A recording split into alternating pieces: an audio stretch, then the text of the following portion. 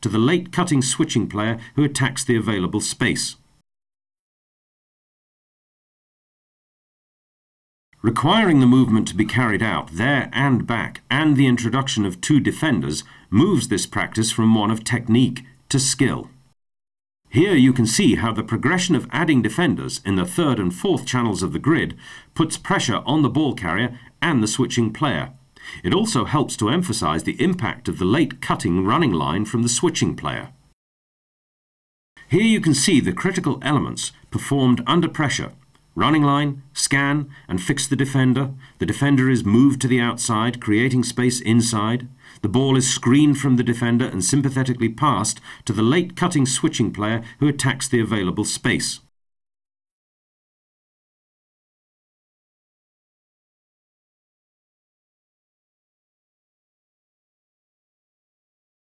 Now take another look at the example where Carlos Spencer switches with Thomas Castagned to great effect.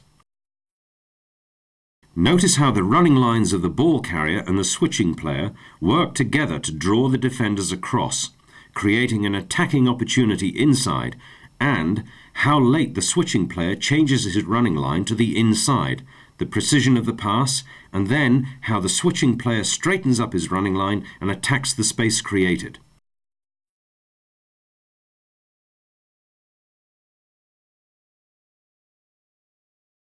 Once the skill of the switch pass is mastered, players have the option of using a dummy switch as a decoy. Here you can see this used to great effect by Matt Gitto.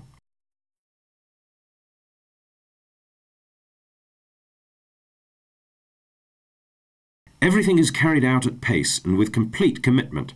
The only difference is that the ball is not released.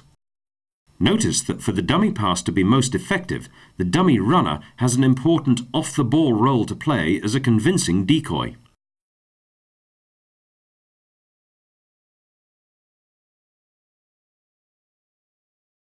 Key factors for the switch pass are: the ball carrier runs straight at the defender and then angles to the outside to draw the defender across.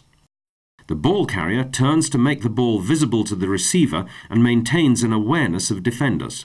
The receiver remains on the outside, then switches to the inside as late as possible and calls for the ball. The receiver takes the pass and adjusts their running line accordingly. Coaching points for the switch pass are: early communication between the ball carrier and the receiver is vital. Is the ball carrier showing the ball to the receiver, and is it shielded from defenders? Is the receiver maintaining enough distance behind the ball carrier? The receiver should execute the switch as close to the tackle line as possible. The weight of the pass is crucial for effective delivery. Run activities so players pass off both hands, left and right.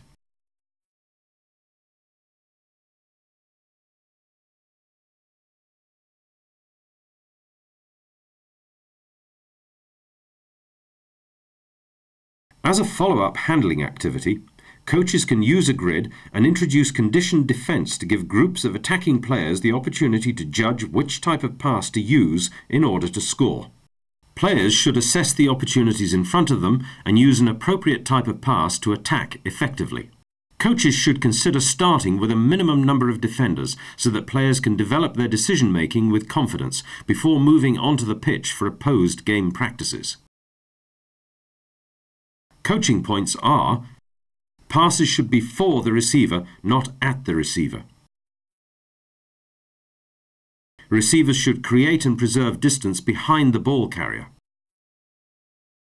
Players should always respond to any mistakes or dropped balls with urgency.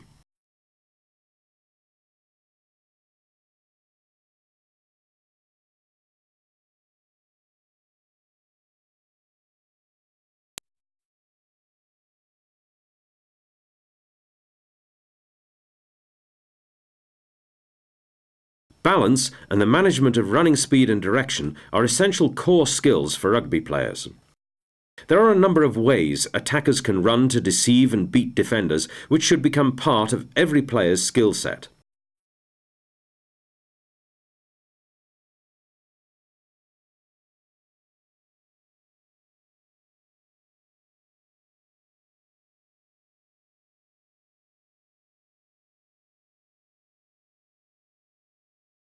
The change of pace is one of the core running skills in rugby. A well-executed change of pace can take place some distance from an approaching defender and should be part of every player's skill set. It is a way of causing a defender to check, allowing the attacker to then take advantage of the momentary delay to outpace the defender.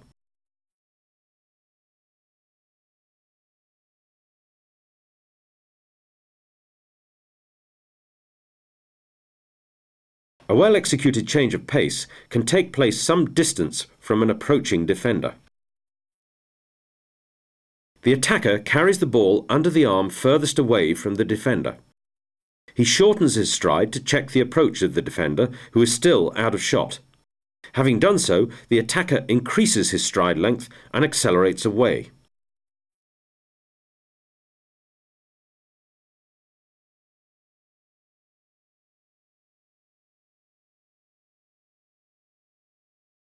In this example from an international at Twickenham, Jason Robinson clearly demonstrates the key factors.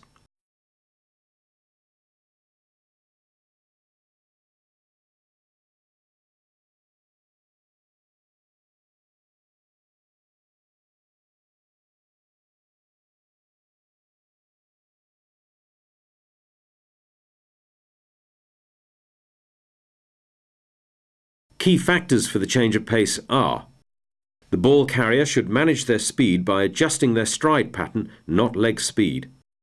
Once the defender is committed to the tackle, the player increases their stride length and accelerates away. Coaching points for the change of pace are: ensure that players show an effective change of pace. Ensure that players slow down by shortening stride length, not leg speed.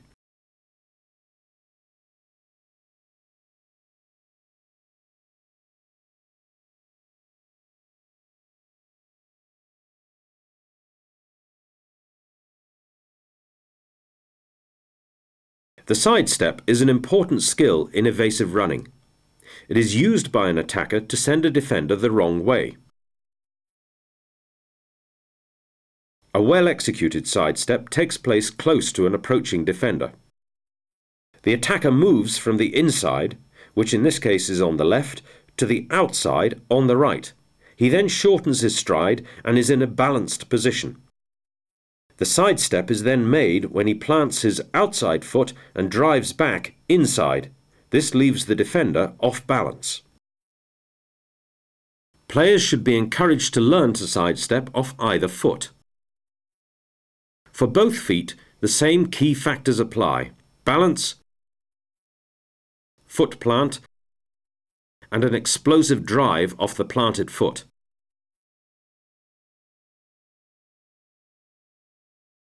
These examples show how effective a well-executed sidestep can be.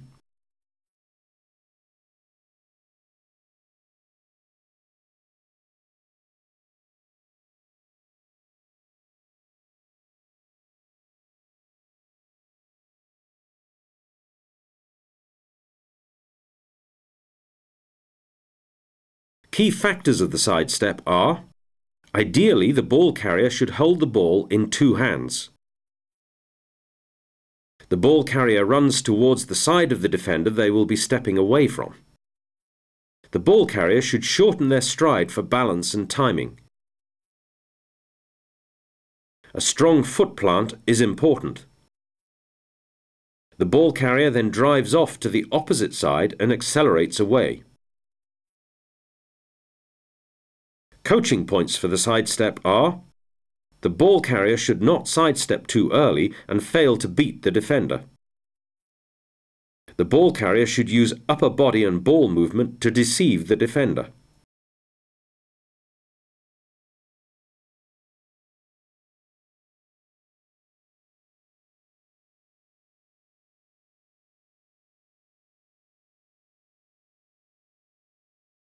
The swerve is another important skill in evasive running, where the attacker runs on an arc to beat a defender.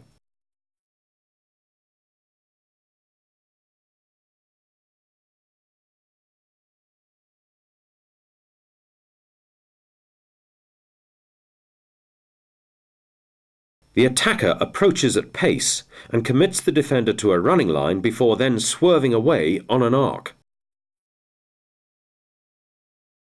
All aspects of a swerve are executed at pace. In this example, Paul Saki shows his running skills swerving to beat a defender and score. In slow motion, you can see him commit the defender to a running line before accelerating away on an arc to beat the tackle.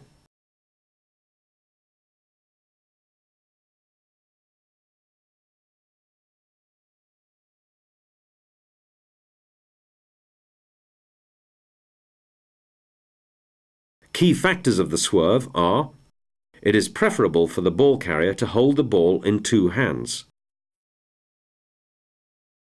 The ball carrier runs in towards the defender. By doing so, the ball carrier commits the defender to the tackle. The ball carrier then accelerates, running an arc around the defender. Coaching points for the swerve are: it is preferable for the ball carrier to have the ball in two hands, but they can decide to use a handoff. The timing of the swerve is crucial to effectively beating the defender.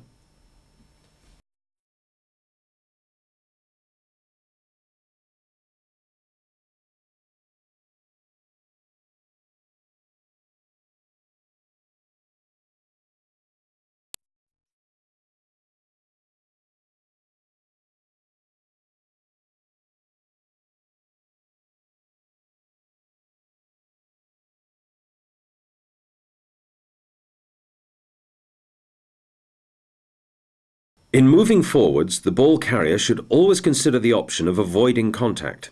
However, if and when contact is taken, it should be on the ball carrier's terms.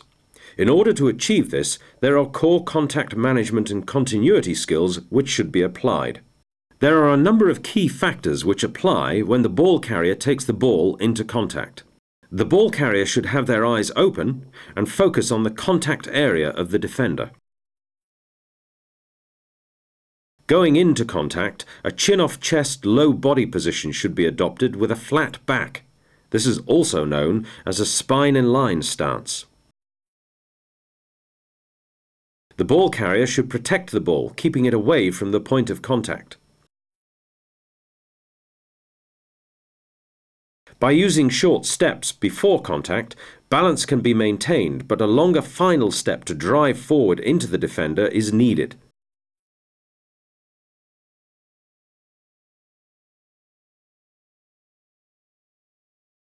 By driving forwards from low to high with the shoulders above the hips, contact can be taken on the ball carrier's terms.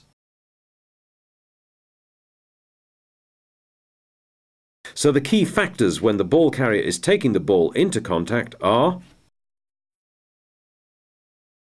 the ball carrier should have their eyes open and focus on the contact area of the defender.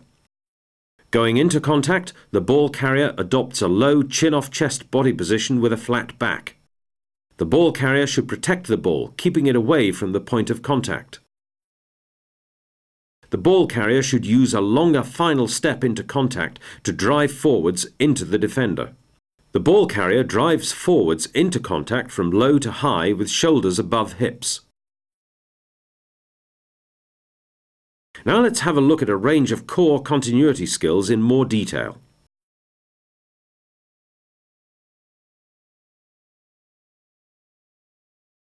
The hit and spin enables the ball carrier to keep the ball alive and fully commit a defender, whilst maintaining the option to either continue taking the ball forwards or to lay the ball off to a supporting player. The ball carrier fixes the defender with his line of running and then manages the contact towards one side of the defender, spinning away to that side and in this case offloading. A longer final step into contact gives the ball carrier balance. If the ball is carried under one arm, it is held away from the defender.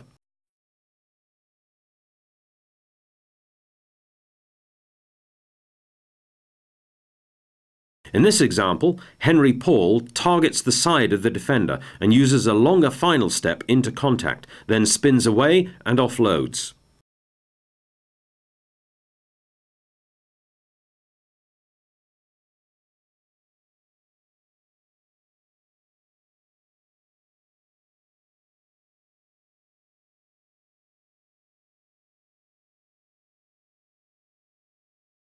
The screen pass helps the ball carrier to move the ball onto another player by doing exactly what its name suggests, which is screening the pass from the defender.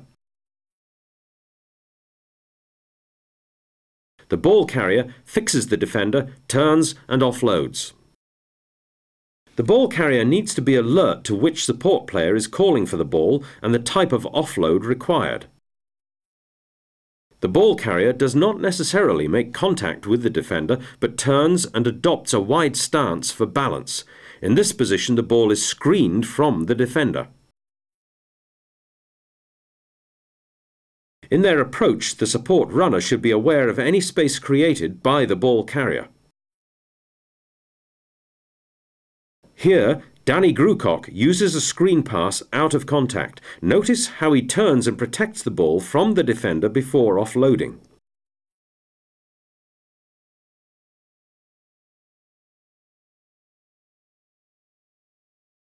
In this slow motion sequence, you can see how Jason Robinson commits 3 defenders before turning, adopting a wide stance, screening and offloading the ball.